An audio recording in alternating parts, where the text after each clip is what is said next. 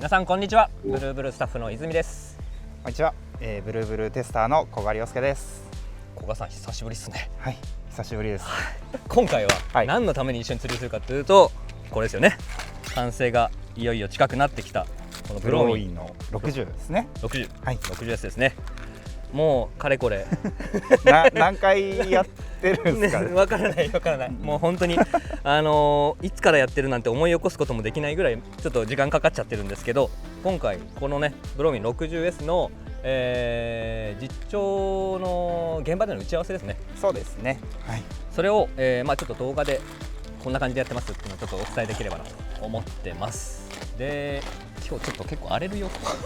そうですね。残念ながら風速最大16メートルぐらいまで予報出てましたですね。なるほど。はい、けどあれですよね。メバルって落ち着いた風の落ち着いた時とかね、ライトゲームとか向いてるかもしれないですけど、逆にこういうプラグでテストするっていう意味では多少こう波があったり風があったりした方が。そうです。騙しやすくなりますし、なるほど。であと普段出てこない大きい魚も騙しやすいっていうところで、潮回り的にもかなりいい日なので今日は、はい、期待できるんじゃないですかね。出るといいですけどですね。なんか結構いい結果が得られるようなテストになるといいですね。はい、よろしくお願いします。よろしくお願いします。いや吹いてきましたね。はい、レビューですね。吹いてきましたね。まだこれからだと思いますけど。わかりました。はい、そっかな。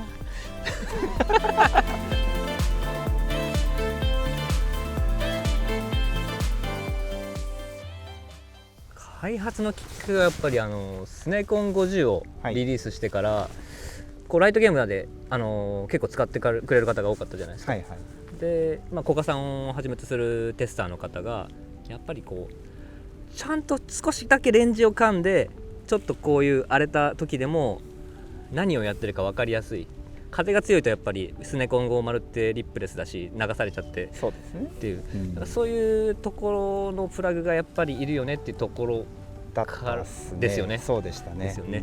リップで止めればここでもっと釣れるのにっていう時がスネコンやっててもやっぱあったんで、そこでリップで止めて自分が使いたい形が一番欲しいなっていうところ。あとやっぱり飛距離っていうところですよね。そうですね。間違いないですよね。ですよね。そう。やっぱそういう考え方でいくとやっぱ元々のその 140S からの流れがやっぱりずっと来てますよね。風にも負けない飛距離っていうのと、しっかりこう水を掴んで耐えてくれるっていうところは、アクションの質っていう意味では多分 140S とか上のサイズと比べるとやっぱりライトゲームに向けてるんでタイト気味だったりちょっと弱めだったりはしますけど、そこの芯の部分っていうのはずっと継承されてる感じですかね。あと置いて流すが大事だったんですね。どうしてもメバルってそのスローテンポになりがちだからですね。なるほど。ラインのテンションオンオフにしてこう前後揺れない感じでちょっとレンジが入ってキープしてくれるで、そのままこうピタッと止まるんじゃなくて流れに向かって、そこはスネコンに近い考え方なんですけど、流れの弱いとこ強いとこで流れに押されて頭向けたりっていう揺らぎは絶対必要。それがやっぱブローウィンっていう僕の最初のイメージだったんで、これちっちゃくなったら絶対いいだろうっていうのがあったから、これ欲しいって言いましたですね。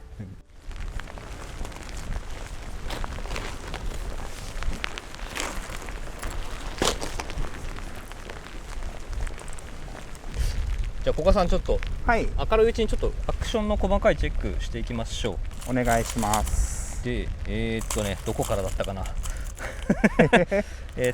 これが20のそう20なんだけど、これが言ってた19の C。 そう C でフロントのウェイトが A と B の中間の位置にある。ありがとうございます。中間がある。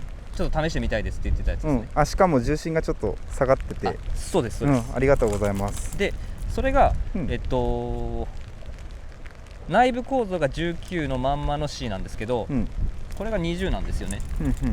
で20の A がほぼその C とほぼ同じなんですけど、こっちの方が打肉をちょっと内部構造を見て比べてもらうと分かるんですけど、あとこのリブが減ってるんですよ、こっちの方が。こっちいろんなウエイトパターンに対応できるようにちょっと余計なリブを少しだけ、そうですね、ほんと少しだけなんですけど、入れてたんで、なんで中の空気量はこっちの方が多いってこと。そこで私が引いた感じはもうほぼ違いはなかったんですけど、うん、ちょっと一応それを見てもらおうと思って、かしこまりました。そうです、20の C がもうほぼイコールなんですけど、ちょっと内部構造がほんの少しだけ違うよっていうので試作しました。はい。その瞬間の姿勢なんですね。そうっすね。なるほど。だからリーダーまでちゃんと水につけてから、重さ含めてっていうところだから。なるほど。そら水槽じゃ分からん話ですね。うん、勢いよく止めた時ってあんまりカウントに入れなくて、ふわっと、そうふわっとリトリーブスッと止める時に頭振らないことが重要かな。ちょっと相位置調整しながらやりますね。そうですね。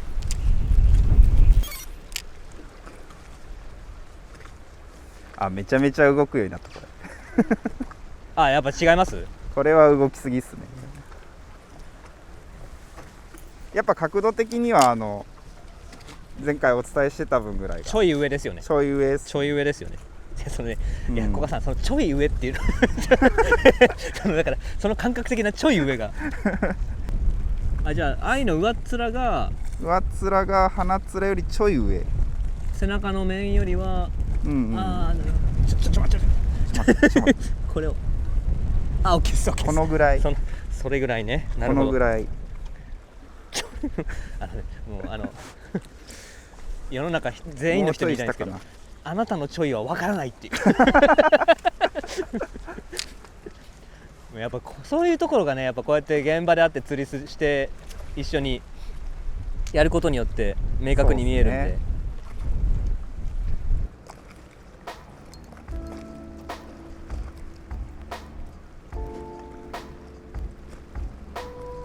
できるだけゆっくりでできるだけ漂うっていうか、ふらふらってする方が根本的にはやっぱり釣れるプラグとされてるんですかね。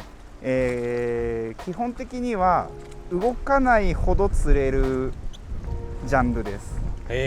なんですけど動かなすぎは良くない。それはやっぱり見切られるとか。見切られるっすね。もう一撃釣れて終わるっていうのは大体そういうプラグです。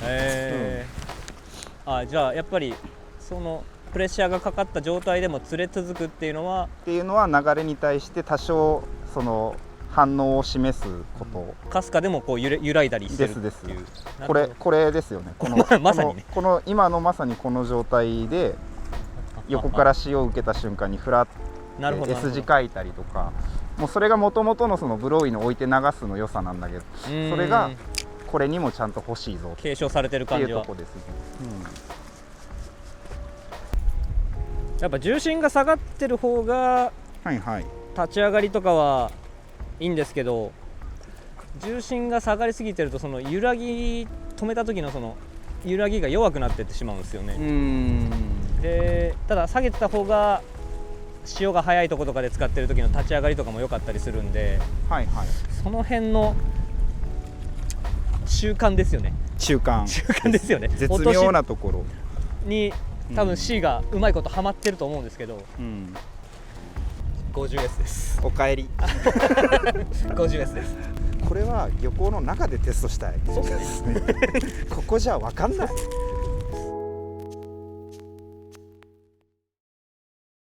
なんていうかな、ライトゲームってすごく繊細でちょっとしたところで差が出るので、もともとそのプラグ自体もやっぱちっちゃいと、ウェイトが1ミリずれただけで姿勢がちょっと変わってしまったりだとかっていうことがあったんで、いやもうね、今ここにもたくさんありますけど数えきれないぐらい古賀さんにプロトを送りつけたんですよね。見たことないのまであるっていう。私のところでももうこれは違うっていうのが一応いろいろあったんで、そう愛の角度とかもですね、もうそっちで調整してとかっていう話だったりとか。そうです。やっぱり愛の位置はすごく本当に1ミリどころか、ちょっと触っただけでもアクションが変わったりしてしまうので、やっぱりその使うフィールドで足場の高さとかも違うんで、こっちで決めるよりは絶対もう現地で決めてもらった方がいいかなっていう感じで、一回これで確定って思ったらもうなんか次の場所行ったら違うし、で途中で平鈴木つっちゃってもうずれてぐちゃぐちゃになっちゃってみたいな、もうそういうのもたくさんあったリアルですねいやこれがリアルのテストなんですよね。本当ね、ちょっとした違いで差が出てしまうんでですね。やっぱり本当に見た目変わんないのになんかプラス1って書いてある方はひっくり返るんです。プラス 0.5 はちゃんと泳ぐ。ちゃんと泳ぐ。ちょっと感動しちゃったんですね。そういうのがあるそういうのがあるんですよそういうのがあるんで、会社に海流水槽も導入して流れる水槽があるんですけど、それずっと見ながら、いやこのぐらい、いやこれぐらいの速さっていうのをずっとこう古賀さんを想像しながら眺めてましたありがとうございます、はい、そんな感じで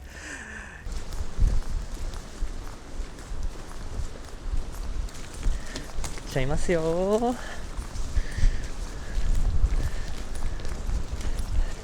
古賀さん、ちなみに、はい、スロー域はさっき聞いたんですけど、高速域はどれぐらいまでの速度域で、なるほどですね。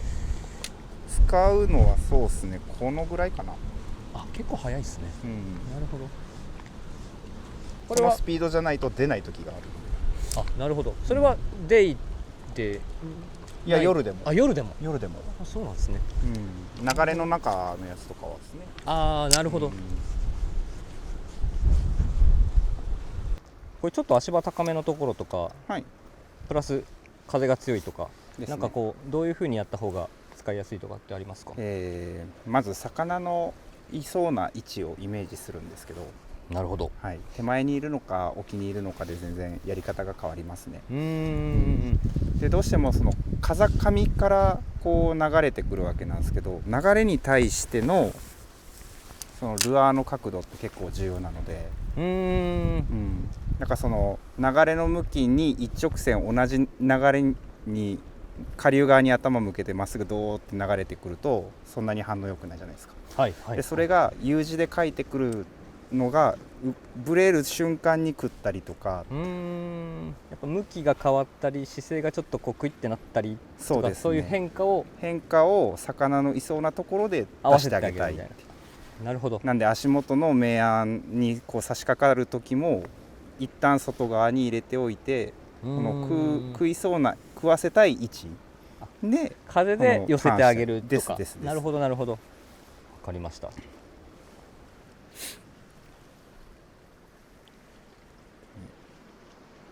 それをしないと結構自分よがりなものになってしまったりだとかするんで、必ずしもそれ見せるわけじゃないですけどね。それはこれはそれはシーバスだすごいなすごいな、食っちゃったな、食っちゃったですね。食っちゃったね。いやゆ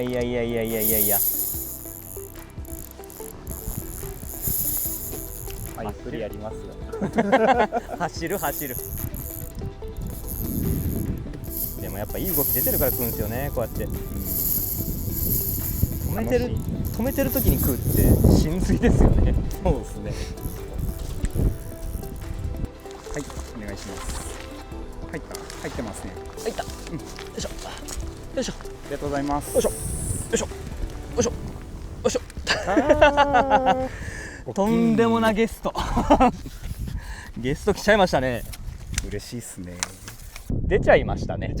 言ってましたもんね、撮影の前にもね。もしかしたら絶対出るだろうな。そうですねいや結構置いててちょうど潮の変わり目見つけたんですよね。流れ方が変わってくるやつを。でそこの変わり目でトンって置いてて、ゆらーって流れ出した瞬間にカン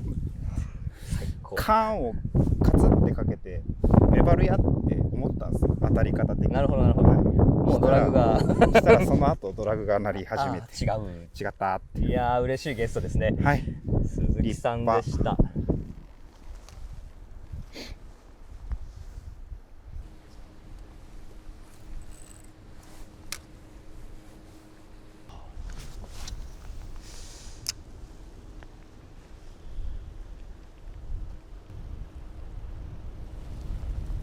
見てる。メバルじゃん。いた？なんか入ってきました今、こっちから何匹かわかんないですけど、なんか魚入ってきたなと思ったら、いやこれ絶対そうですよね、下の。いますよね、これ。いますね。頭いいな。よ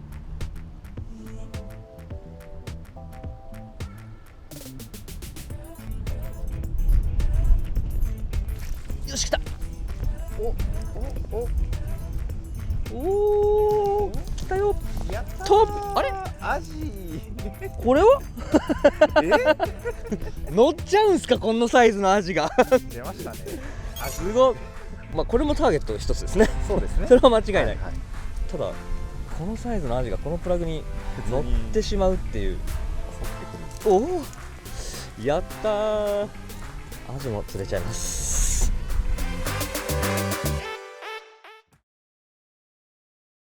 まあ今こうライトゲームのプラッキングゲームっていうんですかね、はいはい、やっぱその中でミノっていうものはやっぱなくてはならないプラグの一つだと思うんですけど、はい、タイミング的にはまあ弊社のルアーって大抵そうなんですけど、他のジャンルいろいろそうなんですけど、やっぱ最高発って言えるタイミングでの発売になりそうじゃないですか。ですね。周りでもいろんなものが揃ってて、その中でなんとかプロウィンらしさっていうのを、古賀さん的にその最後の落としどころっていうんですかね、やっぱりこうたくさんいろんな優秀なルアーが市場にもうある中で、このブローインはどういったところにこううまく落とし込んでるというか。そうですね。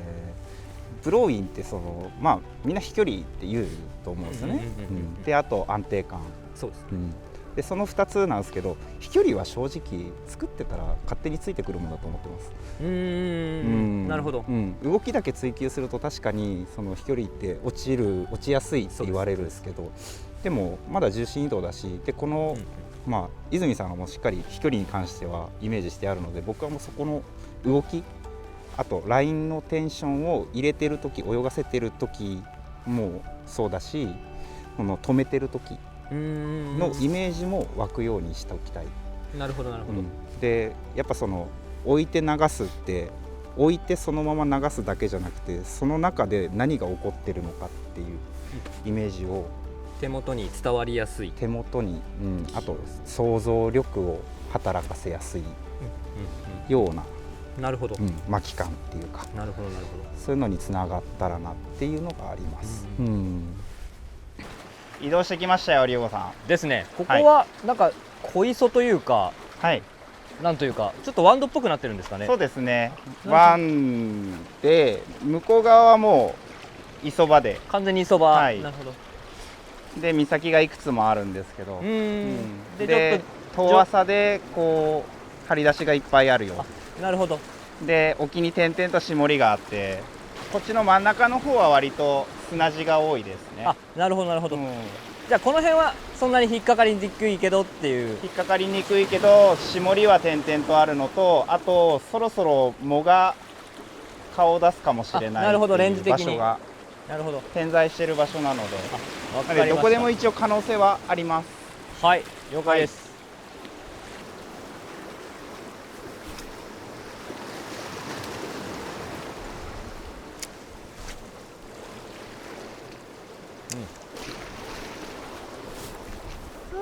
当たったよ。当たりました。当たりましたよ。わお。当たっただけでしたよ。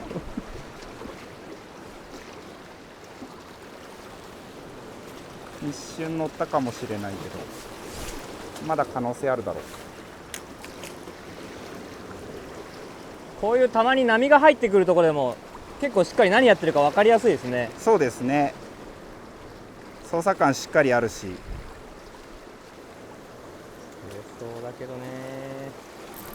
よしと来たよー。来たー。やったー。来たー。足元でちょっと可愛いけどやった。来ましたね。ブローイン60。結構前当たりは前当たりっていうか4回ぐらい。そんなに？はい。そんなに前当たりっていうか4キャスト目ぐらいでやっと乗ったっていう。乗ったって感じ。なるほどな。渋ってるんですね、多分。あんまりいい状況ではないけれど、しっかり口使わせることができてるっていう感じですね。そうですね。まだ走りですからね。これもやっぱその動かすか動かさないかぐらいでテローっと引いてきてカーンって。もう本当ブローインならではの当たりました。デッドスローのです。いい匂い。ちゃんと黒メバルの匂いした。そんなのあるんですか？ありますあります。いやーよかった。黒なのに赤っぽいやつがいるんですよ。いや多分画面の向こう側の人も私と同じ感じで頭にハテナがたくさん出てると思いますけどは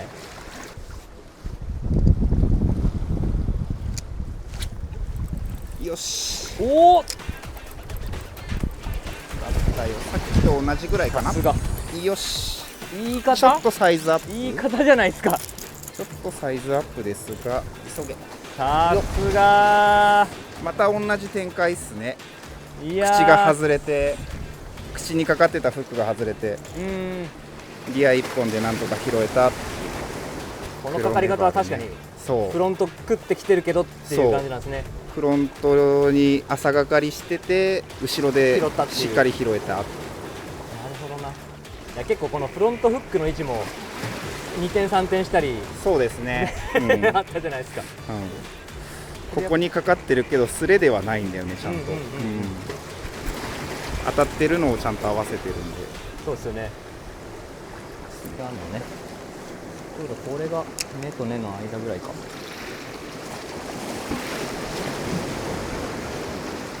いいコースじゃないかなと思ってるんだけど、どうだ。あー触った。なんで乗らない。触った。なんで乗らないの。これは日頃の行いか。ここだな。あ、すごいいいとこ入れましたね今。これ間ですよね。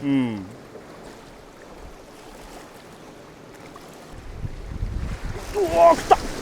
お、やったやった、でかい。イエイイエイ。おっとダメ。外れないで外れないで外れないで外れないで外れないで。イエーイ。やった揺らぎでしたいや出てくれました。よかった。でかい。でかいですね。いいサイズきました。これぞ磯場のっていう感じですね。ですね。いい黒メバル。古賀さん言ってた通り、置いて流すのは揺らぎでギリギリ視界に見えた瞬間だったんですよ。はいはい。そしたら下からバーンってこれてきて、ああ、それは気持ちいいやちょっとあれは脳裏に焼き付いちゃうやつですね。何回も見に来てたかもしれないし。そうですね。いやしっかりやっぱ今もフロントかかってたんで。そうでしたね。すごい。だった。いやこのフロントフックの位置ももうちょっと、最初前にしてたんですけど、もうちょいいけませんか後ろにっていう感じで、そういう調整をしてたんで、いや良かった。は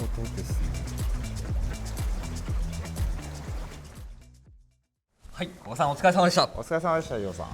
実調テストとしてはね、こういうコンディションでできるのもありがたい収穫だったんですけど、ちょっと天候が荒れ気味で、あんまり差を出せなかったですね。そうですね。状況的には結構難しい状況だったけど、やっぱりああいう場所とタイミングを当てはめるとあんな感じでちゃんと答えが返ってきて。そうですね。プラグでしっかり見せて漂わせてっていう風にすると反応が良くなるよ。シーバスが釣れちゃったりだとか、ゲストも釣れちゃったりしてて、ブローインらしい使い方であえて釣果が返ってくるっていうのはすごくテストとしてもすごく収穫がある、結果でしたね。ありがとうございました。本当に、楽しかったですね。いやでしっかり、現場で打ち合わせして、もうちょっとこうですね、アインの位置とかも細かく今回見ることができたんで、実際アクションもああやってバッチリ出てましたしですね、ああいう漁港のシビアな魚もこう見てバイトにまで至るっていうところもしっかりあった、反応もあったんでですね。メバルもアジもそうですね。そうですね。あれメバルだと思ったんだけどなでこんだけ今日風が強くて、向かい風のコンディションとかもあったんですけど、しっかり飛距離も十分かなっていうぐらい、横風負けないし、ルアーの着水点と潮寄りが手前にすごい強いのがあったりとかしたので、そこでもやっぱりリップの強さって出ましたね。今回そういう感じでいろんなシチュエーションで投げれてテストできたんで、いや非常に収穫のあるテストでした。それでしっかりまた金型版でも見てですね、やっと製品化ですね。西日本どこでも釣れるようにちょっとチェックする。わかりました。ちょっとこうやってしつこいぐらい本当にしつこいぐらいね、いろんな、場所でテストを繰り返している製品なんで、皆さんもご期待ください。よろしくお願いします。ジョージ、普通のオリジナルサイズのジョージでちょうど尺とか遠征行った時とか